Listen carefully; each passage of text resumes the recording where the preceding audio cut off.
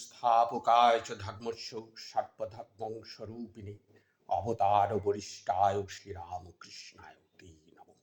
ওং নমো ভগবতী বাসুদেবায় নমঃ।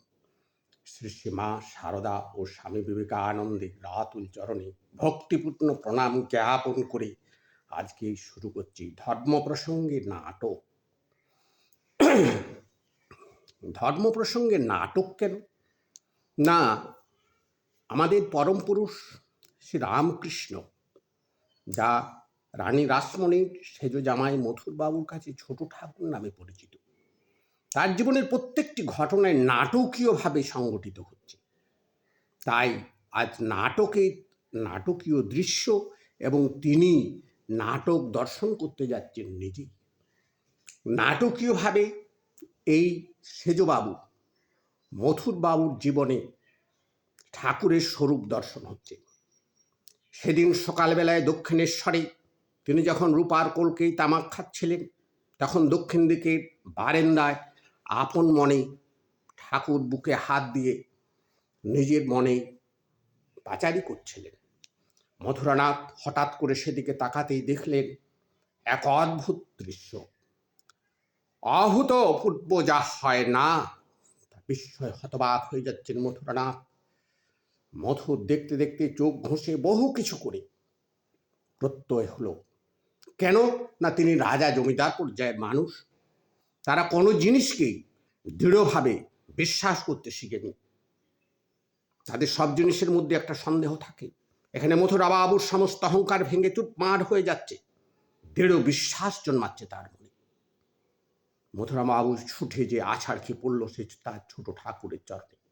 ঠাকুর বলছেন, এ কি করো মথুর, এ কি করো, উঠো উঠো সেজবাবু উঠো। তখন আঁঠু গেড়ে কাঁদো কাঁদো সুরে কর জোড়ে বলছে, হে ঠাকুর, আমি ভেবেছিলাম তুমি সাধারণ নও, তা তুমি যে এমন, আজ আমি স্বরূপ দর্শন পেলাম। আমার কুষ্টিতে লেখা ছিল ঠাকুর, মহাপুরুষের দর্শন আমার জীবনে হবে, তুমিই সেই মহাপুরুষ। তখনকার দিনে দক্ষিণেশ্বরের সমস্ত যুক্তিবাদী মানুষের সমাবেশ আসা যাওয়া করছে। তাদের সমস্ত লোকে সন্দেহকে দূরীভূত করে মথুর তার জন্য একটা ব্যবস্থা করলেন। তিনি মহাপণ্ডিতদের একটা মহা সম্মেলন করলেন দক্ষিণেশ্বরে। সমস্ত পণ্ডিতেরা বেদান্তের সমস্ত নিয়ম, এই ঠাকুরের প্রত্যেকটি অঙ্গ প্রত্যঙ্গ, অবতারের লক্ষণ পরীক্ষা করে তারা ঘোষণা করলেন সবাই, ইনি সেই সত্যকাম, ইনি সেই জিতেন্দ্রীয়, ইনি সেই পরম হংস, কলিযুগের অবতার বরিষ্ঠ ভগবান শ্রী রামকৃষ্ণ। রামকৃষ্ণ এসব চাননি, উনি বলছেন, মা গো দেখ মা দেখ, এরা কি বলে, এরা ঠিক বলছে না ভুল বলছে, দেখ মা দেখ। এটা কি না, এই সন্দেহ ভাঙছে। যুক্তিবাদী মানুষের মনে সন্দেহ, সংকীর্ণতা, এগুলো ভেঙে যাচ্ছে, বিশ্বাস দৃঢ় হচ্ছে। এইটা আমাদের বিশেষ প্রয়োজন, বিশ্বাস দৃঢ় হওয়া। আজ আমাদের দেশের বিভিন্ন প্রান্তে, বিশ্বের বিভিন্ন প্রান্তে আজ নাস্তিকের সংখ্যা বাড়ছে। তারা প্রশ্ন করছে, ভগবানকে আমরা দেখতে পাই, ভগবানকে আপনারা দেখাতে পারবেন যে আমরা বিশ্বাস করব? তার জন্যে বিশ্বাস দৃঢ়তার দরকার। সেখানে বিশ্বাস নেই, তাই এই সন্দেহ দেখা দিচ্ছে। তারপরে নাটকের প্রসঙ্গ। ঠাকুর নাটক ভালোবাসতেন। নাটকটা কি না, একটা সুন্দর মার্জিত একটা রূপ, তিন্নিক ঘেরা মঞ্চে বিভিন্ন আলোর কায়দায় পরিবেশিত হয়। এটা শহর কেন্দ্রিক, শহরেই নাটক হয়। এইটা মনে রাখতে হবে, একটা সূক্ষ্ম সাহিত্যের রস পরিবেশন হয়। এরপরেই নায়করা নায়িকারা সব সিনেমায় যান, চলচ্চিত্রের নায়ক নায়িকা হন। তাদের আগের অবস্থাটা হচ্ছে এই নাট্যরূপ। এরই আটপরে রূপটা হচ্ছে যাত্রাপালা, যেটা তামাম বাংলার খুব প্রিয় যাত্রাপালা, যেটা দীর্ঘদিন ধরে চলছে এবং প্রত্যেকটি মানুষ এই যাত্রাপালা ভালোবাসে। এইটার প্রশ্ন কেন, ঠাকুরের নাটক প্রসঙ্গ কেন না, তৎকালীন যুগে এই নাটকের মাধ্যমে, এই যাত্রাপালার মাধ্যমে লক্ষ লক্ষ মানুষের শিক্ষা হতো। লোকশিক্ষার একটা মাধ্যম ছিল। আমরা ভক্তিবাদ প্রচারের সময়ও দেখেছি, সামাজিক অন্যান্য পরিবর্তনের সময়ও দেখেছি, এমনকি রাজনৈতিক পরিবর্তনেরও বার্তা এই নাটক এবং যাত্রা এনেছে। তাতে লক্ষ লক্ষ মানুষের লোকশিক্ষা হয়েছে, অতি সহজে সেটাকে সমাধান হয়ে গেছে। তারপরে সেই নাটক জগতে তিনি গেলেন একদিন যাত্রা দেখতে। কি যাত্রা? না চৈতন্য লীলা। চৈতন্য লীলা দেখতে গেলেন। চৈতন্য লীলা কি? না চৈতন্য লীলা হচ্ছে চৈতন্য হলে তার কোনো কিছু দুটো হাত বেরোবে না, আরও বাড়তি দুটো কিছু বেরোবে না।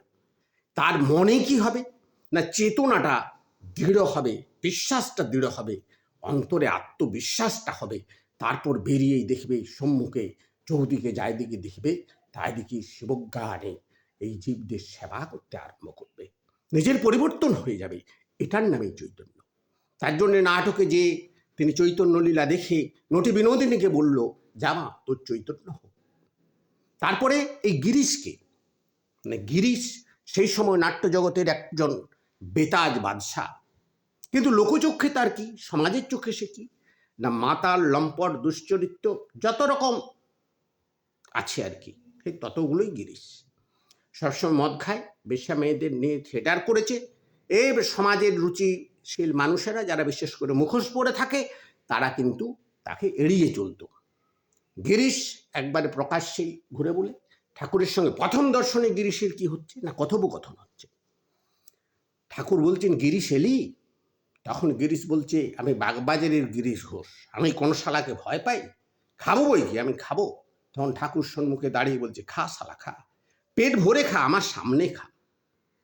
গিরিশ প্রচণ্ড মাতাল, মদ্যপ অবস্থায় আছে, তবু তার কথাটায় একটা আঘাত লাগলো। গিরিশ তো সামান্য নয়, গিরিশ সুশিক্ষিত মানুষ। শেক্সপিয়ারকে তিনি নখদর্পণে করেছেন, নাট্য জগতের যে সম্রাট, সে শেক্সপিয়ারকে তিনি করেছেন, পড়েছেন, অনেক নাটক লিখেছেন, যা লক্ষ লক্ষ মানুষের চেতনা হয়েছে, বিশ্বাস হয়েছে, শিক্ষা হয়েছে, সেইটা করেছেন। তো তারপরে তার স্পর্শ পেয়ে একটা শিহরণ বই যে বলল, না ঠাকুর তুমি সাধারণ নও, তুমি কেউ সাধারণ মানুষ নও, তুমি অন্য জিনিস। এখানে অহংকার ভাঙছে, বিশ্বাসের দৃঢ়তা বাড়ছে, আস্তে আস্তে করে দৃঢ়তাটা